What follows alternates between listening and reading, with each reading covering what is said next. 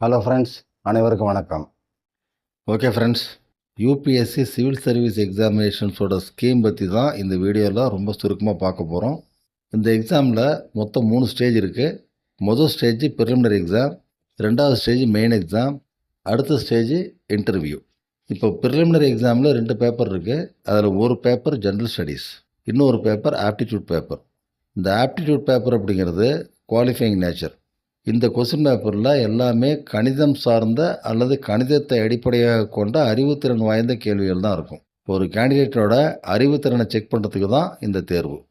இந்த தேர்வில் 33% மார்க் நீங்கள் எடுத்தால் தான் உங்களுடைய ஜென்ரல் ஸ்டடீஸ் பேப்பரை கணக்கில் எடுத்துப்பாங்க. அதே சமயத்தில் இந்த ஆப்டிடியூட் பேப்பரில் நீங்கள் ஸ்கோர் பண்ணுற மார்க்கு மெரிட்டில் கவுண்ட் ஆகாது. 33% உங்களுக்கு பாஸ் மார்க் அப்படின்னா 33% கண்டிப்பாக எடுக்கணும். அதுக்கு மேலே நீங்கள் எவ்வளோ எடுத்தாலும் அது உங்களுக்கு மெரிட்டில் கவுண்ட் ஆகாது. பட் ஆப்டிடியூட் பேப்பரில் நீங்கள் ஃபெயில் ஆகிட்டீங்க அப்படின்னா ஜென்ரல் ஸ்டடீஸ் பேப்பரில் நீங்கள் 100க்கு 100 மார்க் எடுத்தாலும் உங்கள் மார்க்கு மெரிட் லிஸ்ட்டில் சேராது. அதனால் ஆப்டிடியூட் பேப்பரில் ரொம்ப கேர்ஃபுல்லாக இருக்கணும்.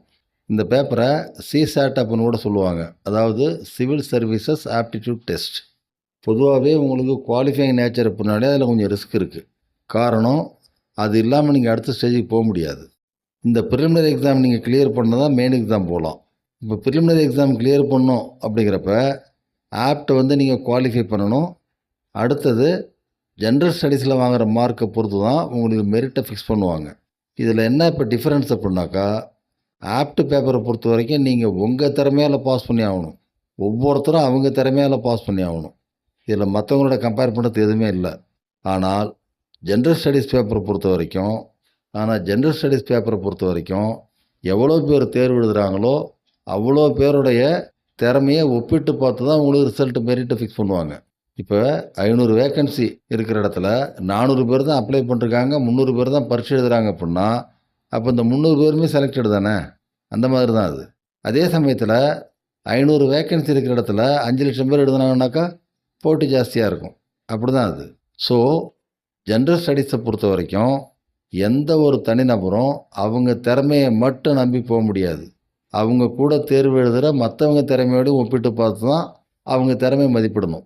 உதாரணத்துக்கு யாரோ ஒருத்தர் ரொம்ப வருத்தப்படுறாரு, ரொம்ப தேர்வு சரியாக எழுதலை, 30%க்கு மேலே மார்க் வராது அப்படின்னு கவலையாக இருக்கார். இப்போ அவருக்கு என்ன தெரியும் மற்றவங்களும் அப்படி எழுதியிருக்காங்கன்னு?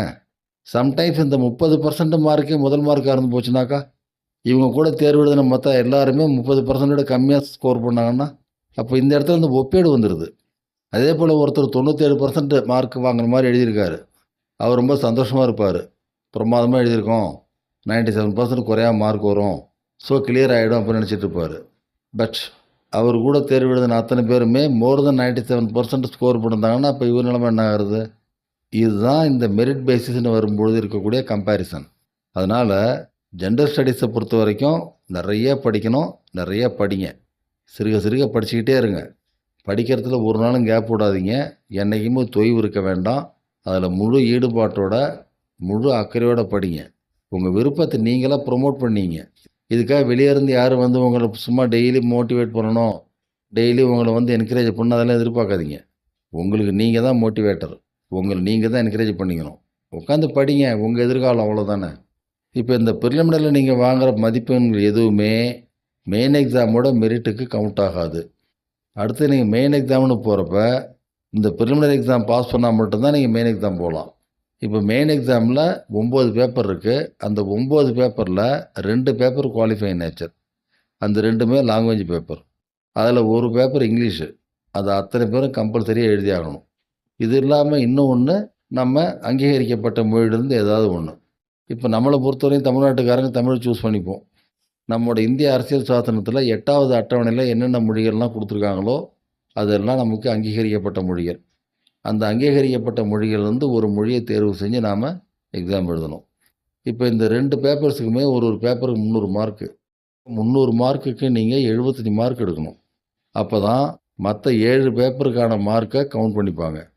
அதே சமயத்தில் இந்த 2 பேப்பர், அதாவது லாங்குவேஜ் பேப்பர் 2லேயும் நீங்கள் ஸ்கோர் பண்ணக்கூடிய மார்க்கு உங்களுக்கு மெரிட்டில் சேராது. இதில் மினிமம் ரெக்யர்மெண்ட்டு 25%. அதுக்கு மேலே நீங்கள் எவ்வளோ எடுத்தாலும் அதை பற்றி கவலை இல்லை. அந்த மார்க்கெலாம் உங்களுக்கு மெரிட்டில் சேராது. மீதி இருக்கிற 7 பேப்பரில் நீங்கள் எடுக்கிற மார்க்கு தான் மெரிட்டுக்கு சேரும். இந்த 7 பேப்பருக்கும் மொத்தம் 1750 மார்க்கு, 1750. அதாவது ஒரு பேப்பருக்கும் 250 மார்க்கு. இந்த மெயின் எக்ஸாம் நீங்கள் பாஸ் பண்ணால் தான் இன்டர்வியூ போக முடியும். இன்டர்வியூக்கு 275 மார்க்கு, ஆக மொத்தம் 2025 மார்க்கு. இப்போ மெயின் எக்ஸாம் பாஸ் பண்ணிவிட்டு நீங்கள் இன்டர்வியூ போகிறப்ப மெயின் எக்ஸாமில் நீங்கள் எடுத்த மார்க்கு, அடுத்தது இன்டர்வியூவில் எடுக்கிற மார்க்கு, இது ரெண்டையும் ஒன்று சேர்த்து அதுக்கப்புறம் ஃப்ரெஷ்ஷாக திரும்ப ஒரு மெரிட் லிஸ்ட்டை ஃபிக்ஸ் பண்ணுவாங்க. அதுதான் உங்களுக்கு செலெக்ஷன் ப்ரொசீஜர். ஆகையினால் ஒரு ஸ்டேஜ் எக்ஸாமுக்கும் கவனமாக படிங்க. இப்போ அடுத்த வருஷம் 2026ஆம் ஆண்டுக்கான ப்ரிலிமினரி எக்ஸாம் மே மாதம் 24ஆம் தேதி நடக்க போகுது. அதுக்கப்புறம் அவங்க அடுத்தடுத்தெல்லாம் வரிசையாக டேட்டு கொடுத்துருப்பாங்க. அந்த காலண்டரை பார்த்தா தெரியும். ஸோ கவனமாக படிங்க. இதில் பெருசாக பார்த்து பிரமிக்கிறதுக்கெலாம் ஒன்றுமே கிடையாது. சிறுக சிறுக படிச்சுக்கிட்டே இருங்க. இது ஒரு பெரிய விஷயமே இல்லை. In due course of time நான் உங்களுக்கு இதை பற்றி இன்னும் விளக்கமாக தெளிவாக சொல்கிறேன். படிக்க ஆரம்பிச்சிருங்க, படிங்க. Okay friends, wish you all the best for the examinations. கவனித்தமைக்கு மிக்க நன்றி. அனைவருக்கும் வணக்கம். உங்கள் கருத்துக்களை கமெண்ட் மூலம் சொல்லுங்கள். உங்கள் விருப்பத்தை லைக் மூலம் சொல்லுங்கள். மற்றவர்களின் நன்மைக்காக ஷேர் செய்யுங்கள். எங்களை ஊக்கப்படுத்த சப்ஸ்கிரைப் செய்யுங்கள். அனைவருக்கும் நன்றி.